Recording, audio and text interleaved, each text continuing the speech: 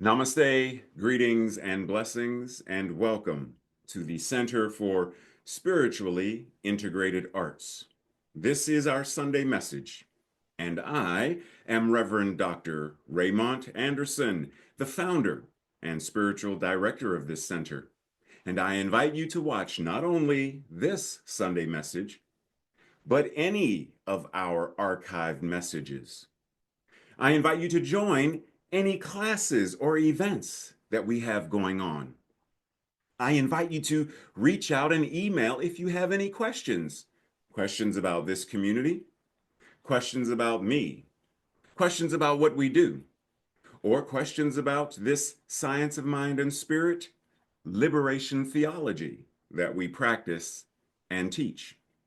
And if by chance you find yourself seeking beloved community with other like-minded beings, even if you already belong, are a member of another community, church, or center, you are more than free to have multiple affiliations wherever you are fed and find community.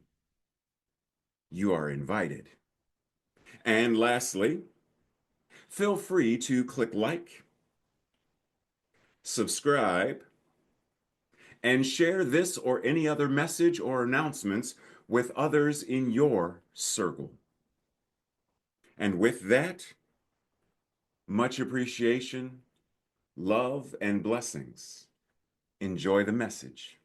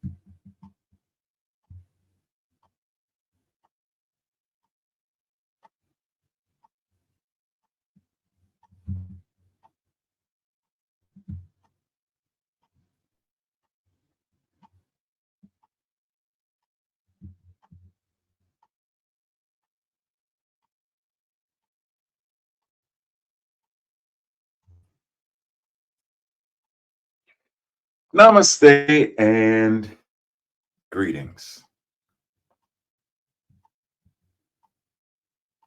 What's going on?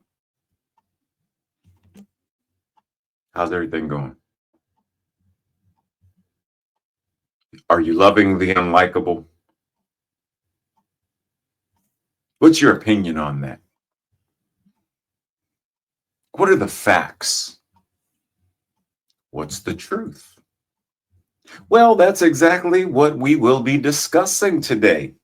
We will be discussing, do the beliefs that you hold fall into the category of opinion, fact, or truth?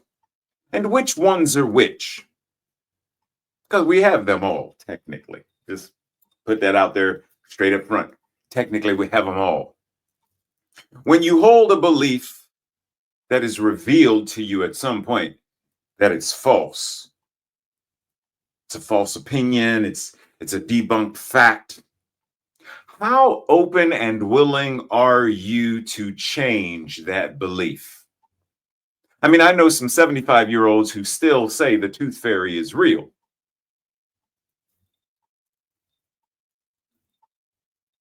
How willing are you? How willing are we to let go of it's not true, that's AI generated, or it's not true, that's a bias, that's not really how it happened. What do you hold as truth that other people disagree with? I mean, we could say this teaching, there are people who say that this teaching, that we are a cult, not a cult, a cult. So they disagree with a lot of what other truths, what other ideas and beliefs do you hold that maybe people in your family, friends, someone disagrees with? Maybe it's simple as they disagree with you're not supposed to put raisins in potato salad. You're not supposed to put sugar on grits. That's fine. I'm not saying it has to be a disagreement about world peace and ending hunger. What is a truth that you hold that others disagree with? And what do you do when someone that you love fundamentally disagrees with a value that you hold dear? See, now it's different. We ain't talking about the grits and sugar anymore. We talking about values. Taking care of immigrants versus sending them off to concentration camps. It's values related. Creating a Department of Peace rather than a Department of War. That's related to values. What do you do when someone fundamentally disagrees with the values that you hold dear, especially as someone who studies and practices science of mind and spirit? Just saying. What? I think I look pretty good to be a, nope, you're wrong. They don't even agree. He thinks he looks good to be a zombie. He says he's wrong. Is he wrong? Is that based on values? John Lennon said, I believe in everything until it's disproved. So, yes, I believe in fairies, the myths, dragons. It all exists, even if it's in your mind. Who's to say that dreams and nightmares aren't as real as the here and now? If you ever saw Harry Potter, the films and whatnot written by whose name shall not be spoken, there's a line when Harry is killed and he says to Dumbledore, is this real or is it all happening in my mind? And Dumbledore says, of course, Harry, it's happening in your mind, but why do you think that that's not real?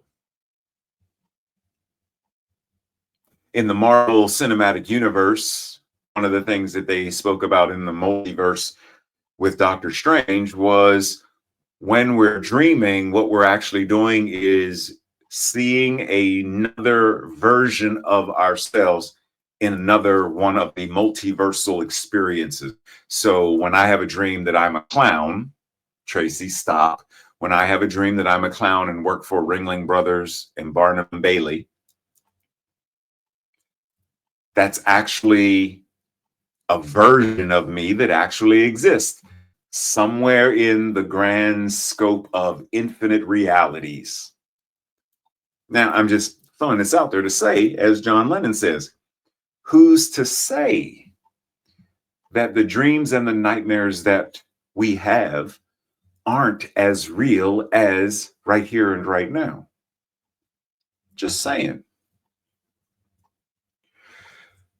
I have no idea what I am looking for or what I am looking at.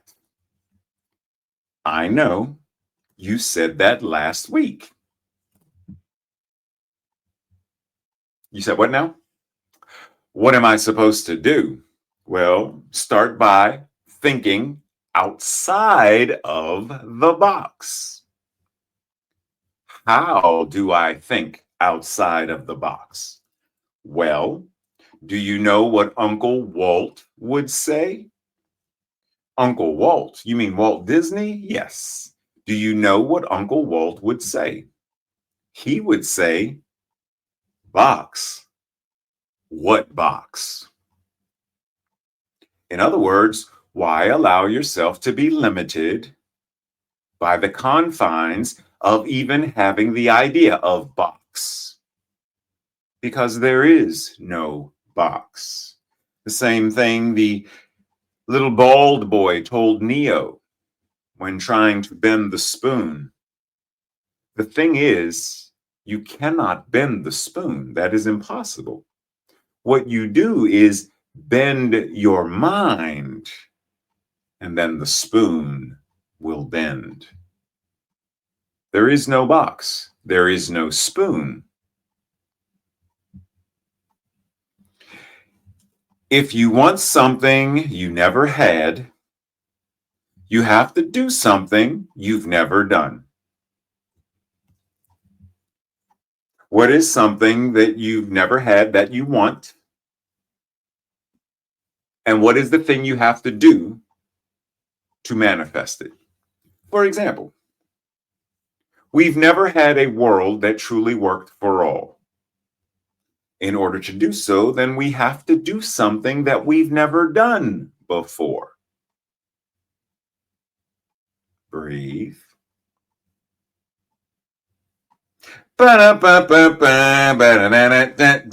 Quiz time. On today's show, what we are going to do is identify what are the facts, what are the opinions, and what is the truth. If you are ready, let's begin. Ray's Pizza is phenomenal. Opinion, fact, truth. Ba-da-ba-ba-ba. Chocolate ice cream is far better than strawberry. Fact, truth, or opinion. Ba-da-ba-ba. If you want a really good peanut butter and jelly sandwich, toast the bread. It's delicious. Truth, fact, or opinion. Ba-da-ba-ba-ba. We can do the same. We could do the exact same thing with chicken and waffles and many things. Are we able to identify, is it a fact? Is it the truth? Is it an opinion? We can do the same thing, which we do with a number of things, such as film and television. The movie Sinners. Is it a good movie? What determines if it's a good movie? What about The Conjuring? Last Rites. For me, Sinners, 5 out of 5 stars. Actually, no, 9 out of 5 stars. Conjuring, 2.5, maybe 3 out of 5. The Exorcist. Very, very scary, right? Are these opinions, though? Are they based upon my preferences and my filters, etc.? We do the same thing with Superman, the most recent one. I love the movie. Many did not. Many prefer the Zack Snyder version of Superman with Henry Cavill. What determines if a movie is good or not? What determines if you like it or not? Because there are many good movies that people still do not like. I liked this version of Jack Reacher. It was entertaining, but this is better. I liked and enjoyed this version of Interview with a Vampire, but this version right here, oh my goodness. What determines I like this? It was cool. I would watch it again. This, I love it. But why? What determines? How often do we sit down and determine, sit down and analyze, sit down and filter what is going on in my consciousness that makes one thing liked and another not liked? One thing loved and another hated. One thing preferred and another one, it's not my thing. How often do we open ourselves to investigate and determine, is it time to move on and let something change? In other words, to do something we've never done before. But for the average person who has no knowledge of this law, their only use of it will be a reflection of what the consensus of human opinion believes must take place in the life of the majority of individuals who may happen to be living at any time on this planet. You heard the saying that says something to the effect of, if you're not the one choosing, then others will choose for you. If you are not standing firm, you'll fall for anything. If you are not being a leader, then you're going to be a follower. If your friends jump off the bridge, you're going to jump off the bridge too? Kind of idea. If your friends go and do this, are you going to go do it too, just because your friends are doing it?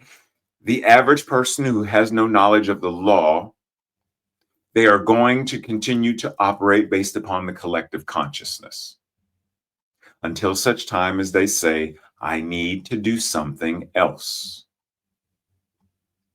Why do many young people want to smoke? There's a concept in the mind, especially back in the day when everybody smoked it and smoked everywhere, on the bus, on the train, in the restaurants. Smoking was equated with being grown. So people wanted to smoke. Kids wanted to smoke. Because the collective consciousness created an image that it's mature, it's sexy, it's grown up. I want to be that. So that means I have to do that. Until we understand and have applicable, practical use of the knowledge of what the law is and how it operates, we're going to be at the mercy of the collective. All evolution is an awakening and development of the greater possibility, resulting in an unfoldment of an inherent potential. Since people live in their consciousness, it follows that a change of consciousness will produce a change in the outward manifestation. Hence, we arrive at the idea that people live in and live by their beliefs and opinions. and that could they change these beliefs and opinions, there would be an outward manifestation corresponding to that inner change. This is where we get the phrase or the idea of change your thinking, change your life. If we understand how thoughts are tied to words, are tied to emotions and feelings, are tied to actions, the four pillars of our mental equivalence, if we really understand those, then it's easier to make changes as needed to change the outward experience for the individual and the collective.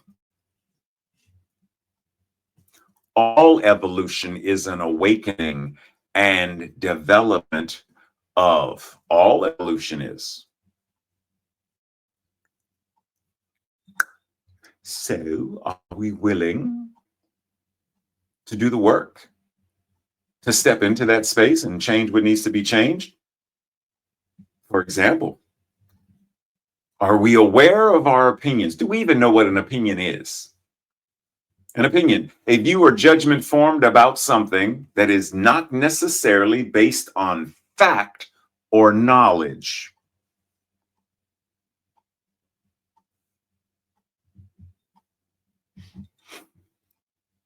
There are subjective opinions and there are objective opinions. Just being aware. A subjective opinion is a personal belief or judgment. Unlike an objective statement, a subjective opinion cannot be proven true or false through universally accepted criteria. Now, note that they're specifying an objective opinion is actually an objective statement. Because if it's not based on facts or criteria, knowledge that has criteria, in other words, receipts, then is it really objective? It's subjective. It's based upon my feelings or your feelings. How well do we know and discern these things for ourselves? The foolish and the dead, they alone are the ones who never change their opinions. What? The foolish and the dead. In other words, all of us do and should have movable, flexible, changing opinions. We should not have the same opinions.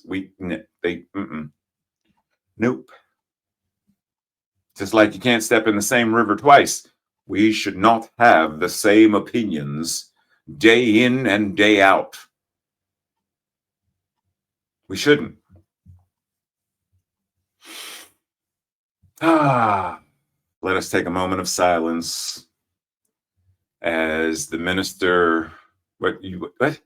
At least now he knows that the earth is a sphere. What in the world? What do you mean? Wait, what? Oh, I know. Yeah, I know who you're talking about now. Yeah. Oh, snap. What? Dude. Father, blah, blah, blah, blah, blah. I've seen it. Yeah, it looks like a sphere. That's what Hollywood special effects wants us to believe. I'm not going in the ground until you all admit I was, I am, and I will continue to be right. The earth is flat. What was that Alexander said about the foolish and the dead? They alone are the ones who never change their opinion.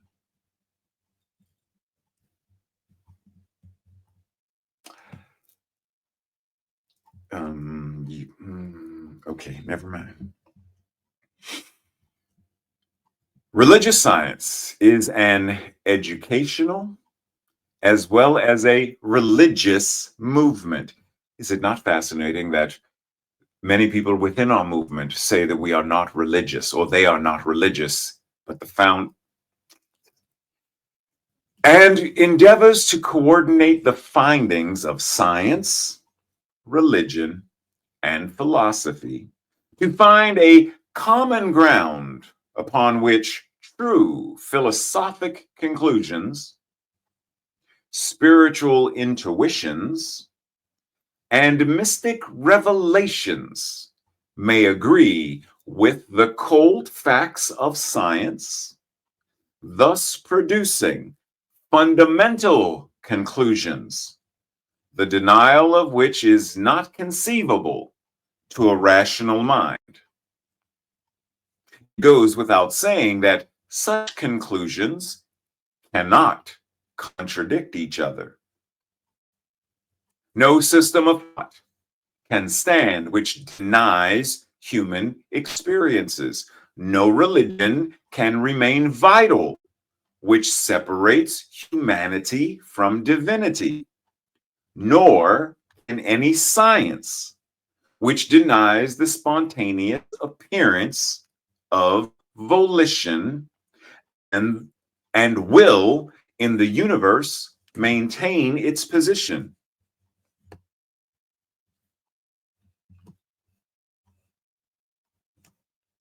This teaching is about finding the harmony between all of these individual fields of study and fields of awareness, and think of it like your senses. So I've got a cup of coffee. So one, which of my senses are engaged? My hands hold the cup, feel the warmth. I smell the aroma of the coffee.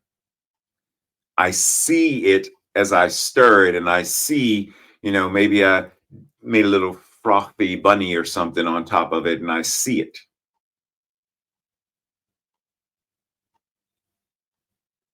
It's nothing to hear, but okay. And I'm getting ready to taste it.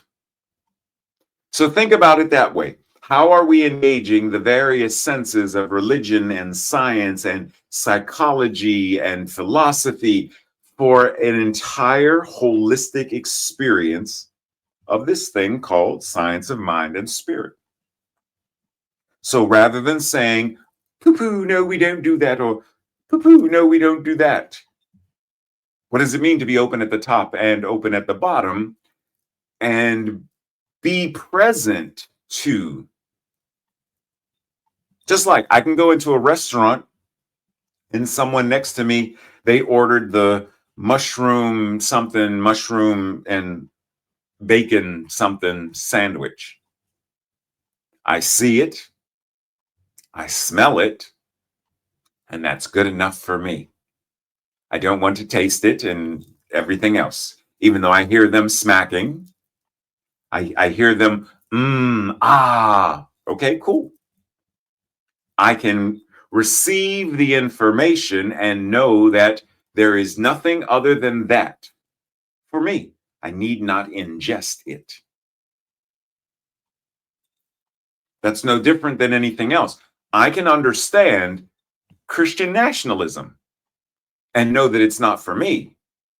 But the more I understand about it, the more I am able to be in a position to heal those who are ready to be healed regarding it. Isn't that what physicians do? They study illness and disease. They study germs and viruses.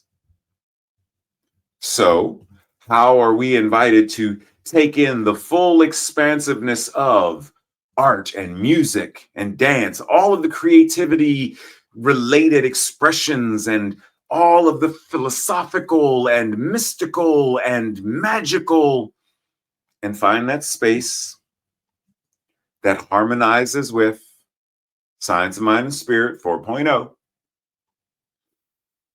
and then embody that and practice that?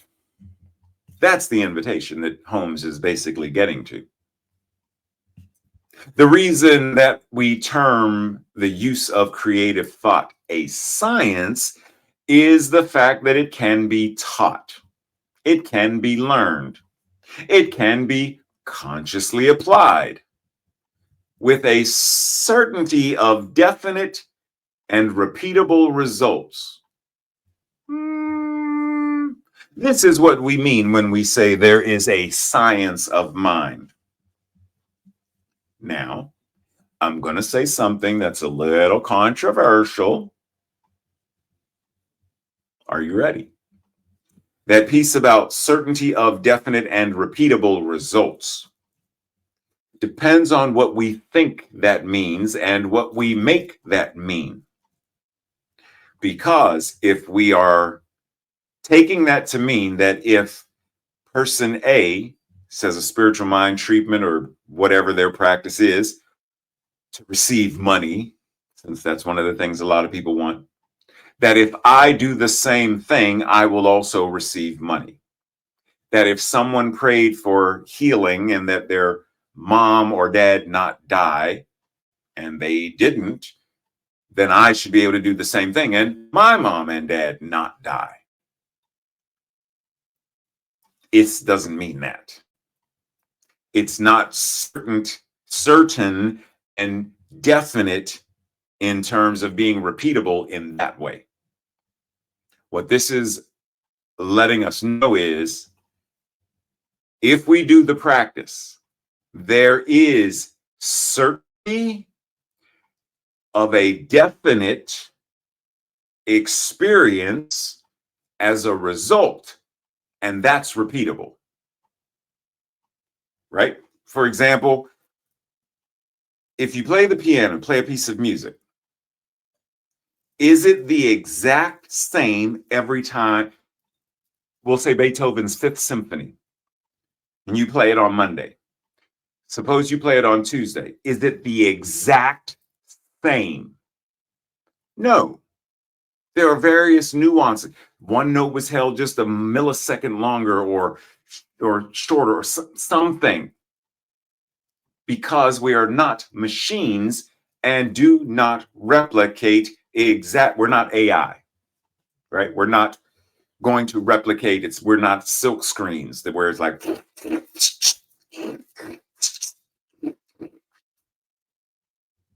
even though if you play Beethoven's Fifth and I play Beethoven's Fifth and Mike plays Beethoven's Fifth and Larnzell plays Beethoven's Fifth, we're all playing Beethoven's Fifth, even though there are slight variations to it being played. So the key point, once again, just to get to the point, if we do the practice, if we do the work, there will be an experience that occurs as a result of the practice. Now, will this be, will the painting be the way I wanted the painting to turn out? Maybe, maybe not. Then I'll do another painting until I get to, there she is, the Mona Rosa. Lisa was already taken. The Mona Rosa. Oh, I love the smile.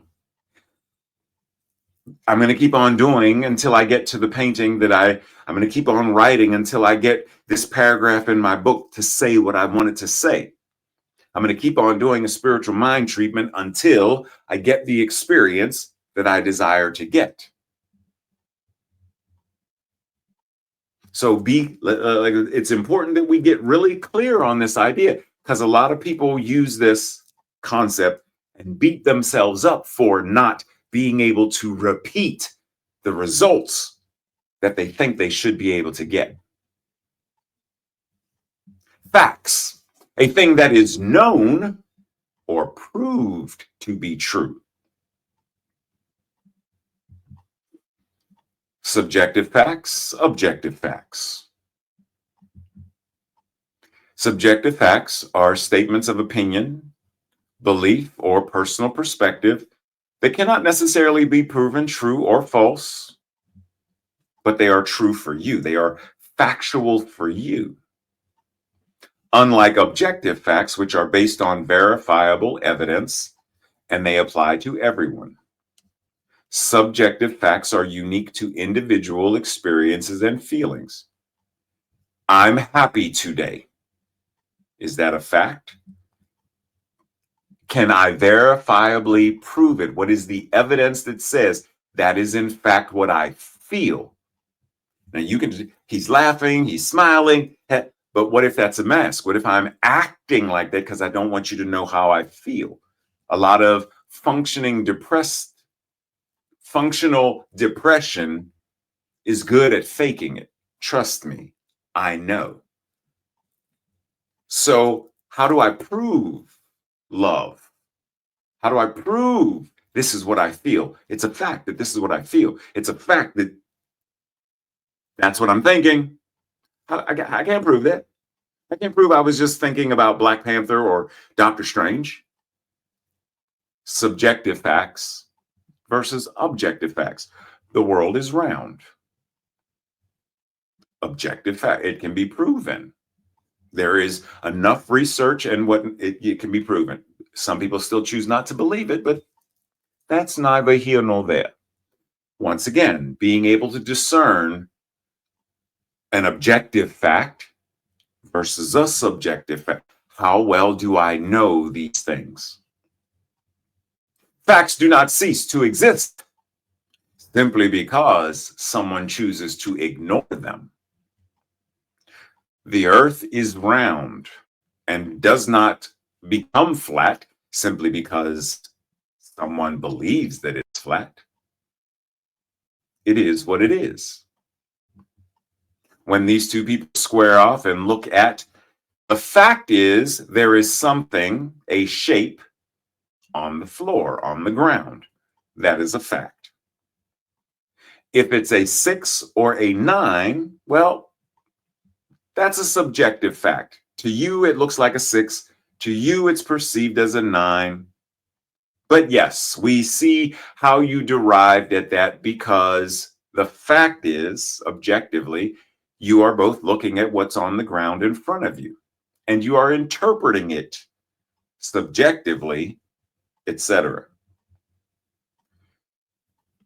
Many people did the exact same thing with the other thing you are seeing at the Capitol. People know what they saw. Many of the people who were there know what they experienced as they did their best to keep these individuals outside.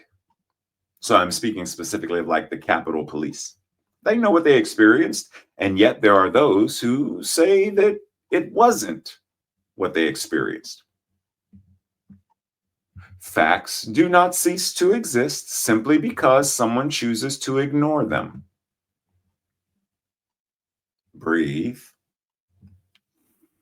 All truth resolves itself into this self-evident fact that the universe must be a self-sustaining and self-perpetuating spiritual order, amply able to provide for its own needs and to adequately express its own inherent desires. Breathe. This is why you will often hear me say that this breath is God breathing itself as me. Because this self-sustaining and self-perpetuating spiritual order provides for its own needs. Okay.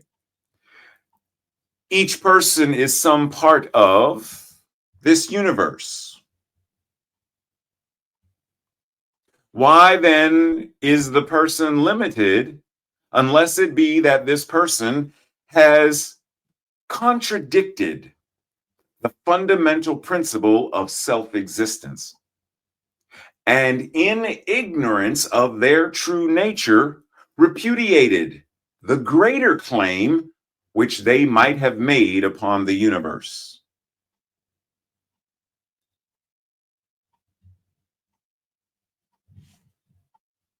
So what is this saying to you?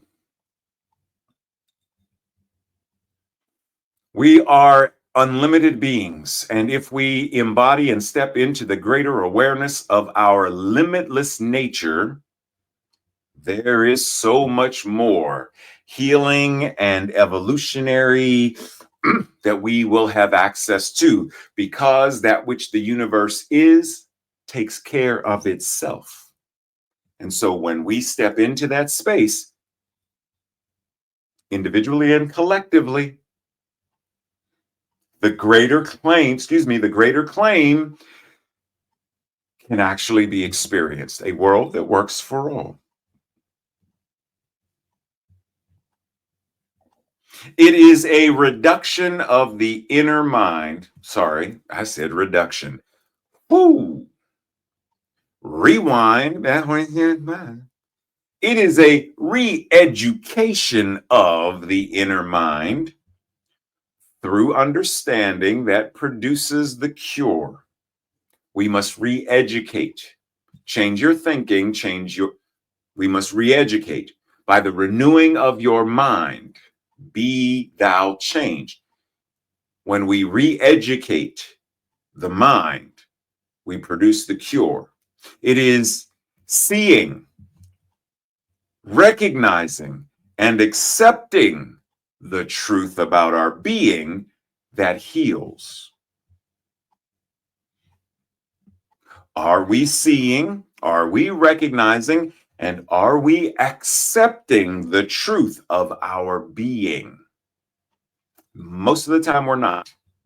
Most of the time, we're anthropomorphizing God. And when we do that, we are not seeing, recognizing, and accepting the truth about our being, because we're still seeing our being and God's being as distinctly separate beings versus infinite being itself as you.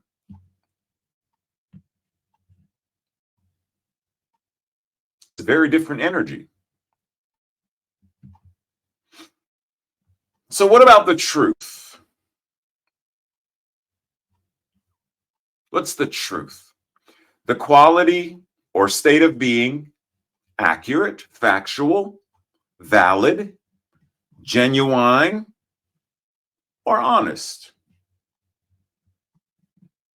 That which is true or in accordance with fact or reality, a fact or a belief that is accepted as true.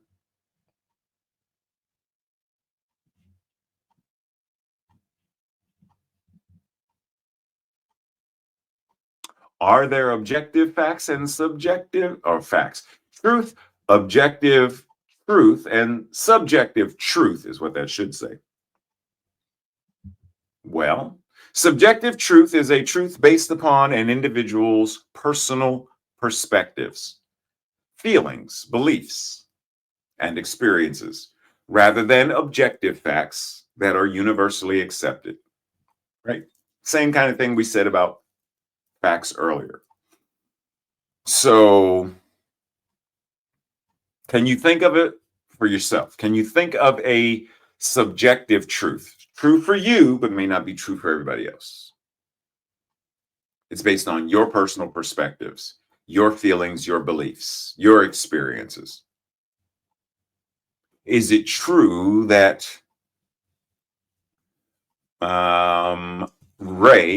me, am still having moments and whatnot of grief, as I recently did back in October, because October 14th is the anniversary of my father's transition.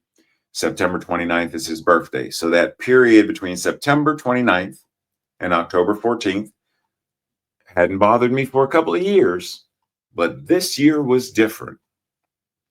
Is that a subjective truth, or is that true for everybody? It's true for me. That space of time brought up grief for me, for everybody.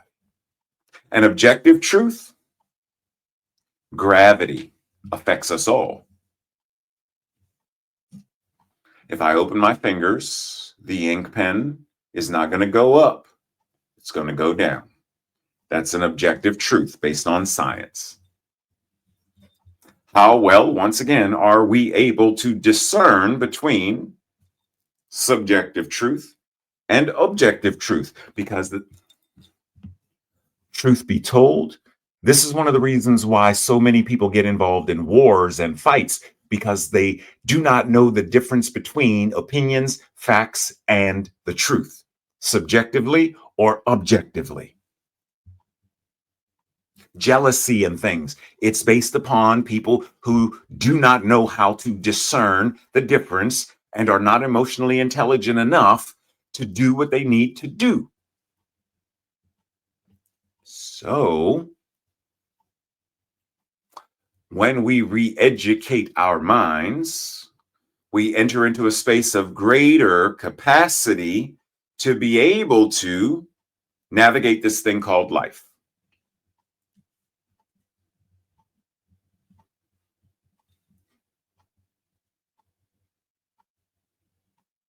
I'm giving you some space. Because it's a lot to take in. Most people are other people. Their thoughts are someone else's. Opinions, their lives, a mimicry. Their passions, a quotation. In other words, most people are not originally themselves. They are not authentic. They are simply trying to be something or someone else. Most people are other people. Their thoughts, someone else's opinions. Their lives, a mimicry. Their passions, a quotation. Very often we live this thing called life trying to be like someone else, dress like someone else. We've all done it. It's part of growing up and being mature. But at some point, when do we branch out and be ourselves? When do we no longer jump to conclusions? When do we no longer judge based upon the court of public opinion? The court of public opinion moves much faster than the law. We know stories of how someone was judged. They were what's the word? They were judged and executed, persecuted, all within a matter of, oh, you did this. Well, no, I didn't. I'm accused of it. No, you did it. And their entire reputation. There's a football player recently who ended his life as a result of the court of public opinion. There was a car accident. I can't think of this young man's name. There was a car accident, and the officers on site lied, said it was his fault, told the witnesses to say that it was his fault. It was sent out in public that it was his fault. He began to get harassed, his family harassed, because you caused this person to die and all these things, and he couldn't take the pressure. So he ended his life. Only for very recently, I think it was in October, late September, footage came out. I don't remember if it was body cam footage or car cam, whatever. Footage came out that they already knew, came out to say there's no way he caused this accident. His car wasn't at the scene when the accident happened. You see when the accident happened, and you can count 1, 2, 3, 4. There's his car. So not only do we jump to conclusions, we jump to confusion so often because we do not know how to be authentically ourselves in a place of this opinion, this fact, this truth, subjective, objective. That's that, subjective, objective, that's okay. I know the difference. Because if we really understood and knew the difference, we wouldn't judge people so quickly, so harshly. Too often, we enjoy the comfort of opinion without the discomfort of thought. This is the good Kennedy.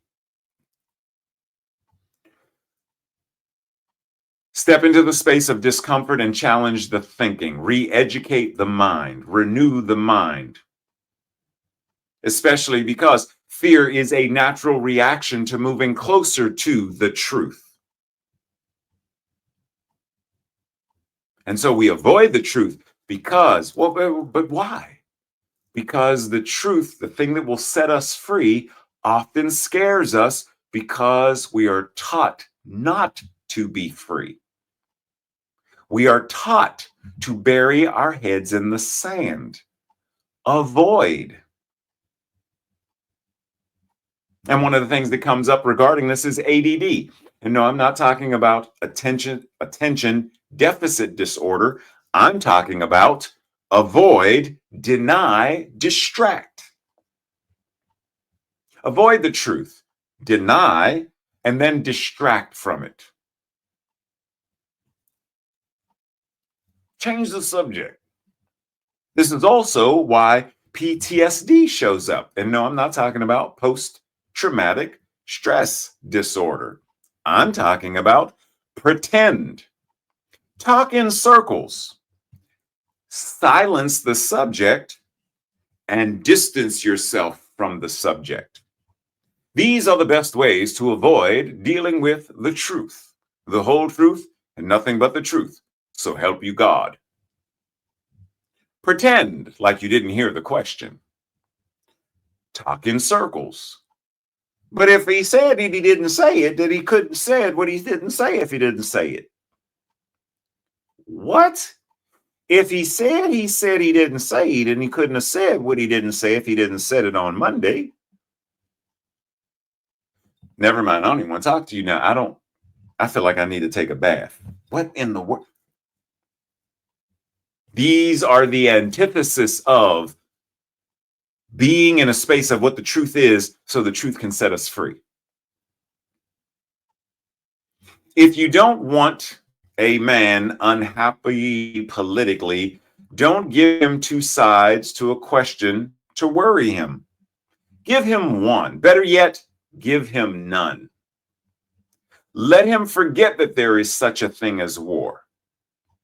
If the government is inefficient, top-heavy, and tax-mad, better it be all those than that people worry over it. Peace, Montag. Give the people contest. They win by remembering the words to more popular songs or the names of state capitals or how much corn Iowa grew last year. Cram them full of non-combustible data.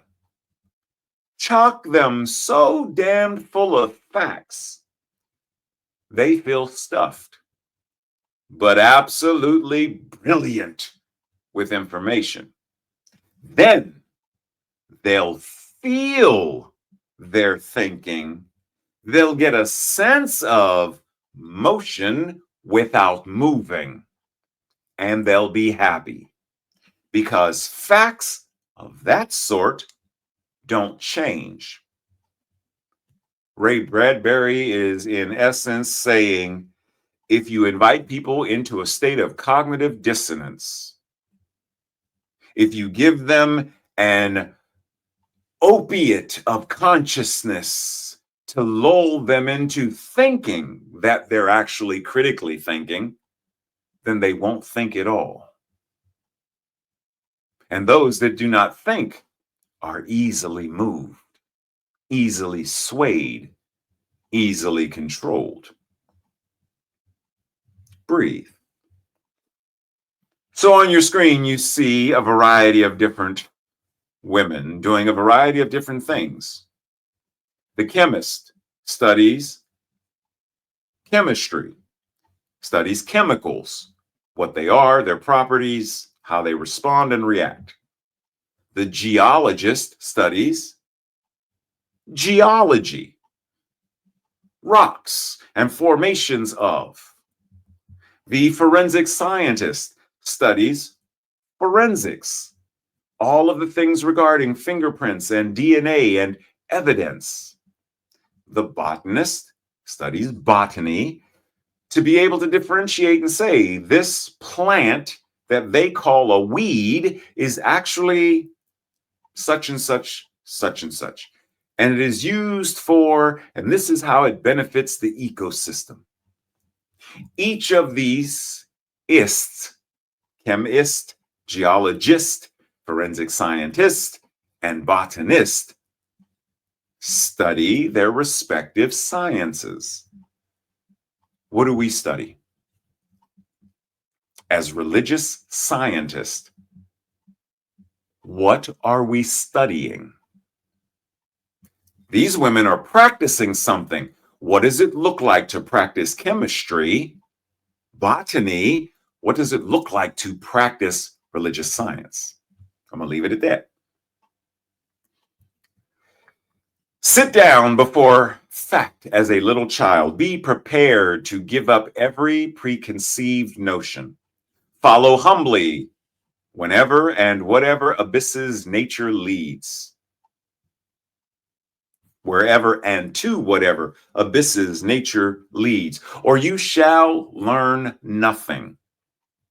I have only begun to learn content and peace of mind since I have resolved at all risks to do this.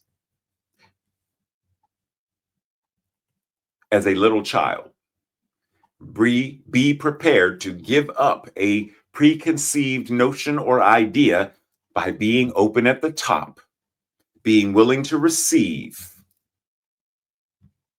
being willing to discern the difference between what is beneath, what is on, and what is above the surface of a thing. Excuse me. In a time of universal deceit, telling the truth is a revolutionary act. Being able to discern what is on, what is beneath, what is above, in order to discern and tell the truth. To engage in this revolutionary act.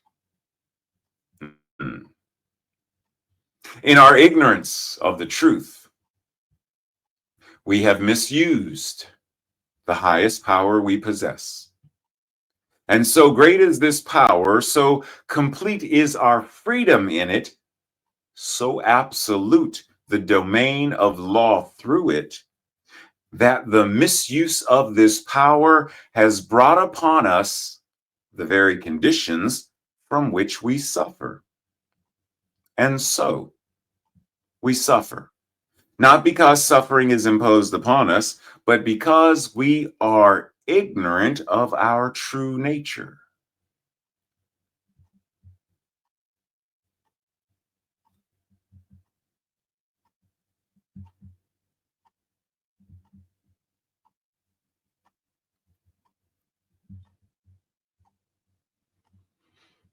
Everything we hear is an opinion, not a fact. Everything we see is a perspective, not the truth. We might want to meditate on that one, Marcus. You are what you do, not what you say you'll do. Actions speak louder than words because actions require more commitment, effort, and consistency than mere words, making them a more authentic and reliable indicator of a person's true intentions, beliefs, and character. Words can be easily manipulated, insincere, or used to deceive, while actions serve as concrete manifestations of a person's values that cannot be easily dismissed. What are your actions revealing? Thoughts create feelings, feelings create behavior, behavior reinforces thoughts, and the cycle continues. Our thoughts, our beliefs, our emotions and feelings, the things that motivate us, become intentions that then show up as behavior, as the activity of our lives. The Science of Mind and Spirit 4.0 offers us a path, practice, and way of embodied living that enables us to recognize and discern the thought forms, opinions, facts, and truths of the collective consciousness, which in many cases are deceitful and are lies. Knowing the truth of ourselves, knowing the truth of others, and knowing the truth of life itself, we gain greater clarity and agency as to how we desire to show up, how we will serve and heal individually and collectively. We are no longer subject, like many in Hollywood, to ineffective or abusive directors, producers, or fellow actors. We now understand that we can be the screenwriter, producer, director, actor, cinematographer, and editor as we craft the blockbuster life and the blockbuster world that we choose to live in and experience. Breathe. This week's affirmation, our declaration, I will say it first, and if it resonates with you, I invite you to repeat it the second time. I value my ability to act based upon the clarity that comes from distinguishing between the various truths, facts, and opinions, as well as the truth. Together. I value my ability to act based on the clarity that comes from distinguishing between various truths, facts, and opinions, as well as the truth. And so it is. This week's personal journal questions or Thursday night study group questions. What is one subjective and one objective opinion, fact, and truth that I hold? How do I manage when someone has a conflicting opinion, fact, or truth? Are there any factors that change how I manage or navigate it? How have the opinions, facts, and truths of others impacted my life adversely? Or what did I do about it? What are some of the opinions, facts, truths that are currently being passed off as objective when they are in fact subjective and are more akin to lies?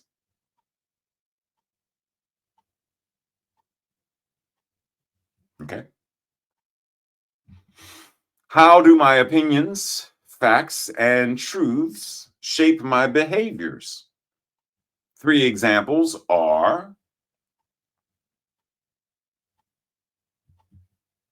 what is an example of how fear is a natural reaction to my moving closer to the truth?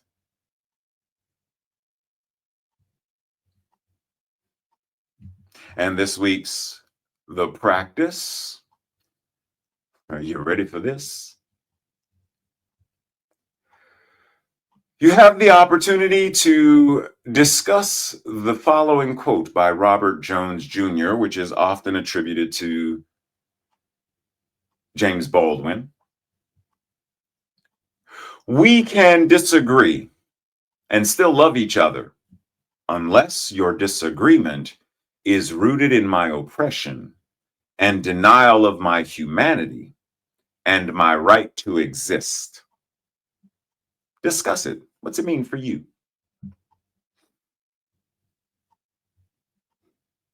And we breathe as we enter into that space of prayer, which this week I will simply say, I live, move, and have my beingness as the embodiment of the truth, the whole truth, and only that which is true, that which is God, that which is love, that which is joy, beauty, creativity, imagination, and limitless possibility, and so much more, wisdom, intelligence, insight, and so much more. I am that which I am ever becoming, more and more of the truth of who and what I am as a divine expression of God. And as I say this for myself, it applies to all that is. The law does what the law does, knowing that this is already answered prayer, so I simply say, and so it is.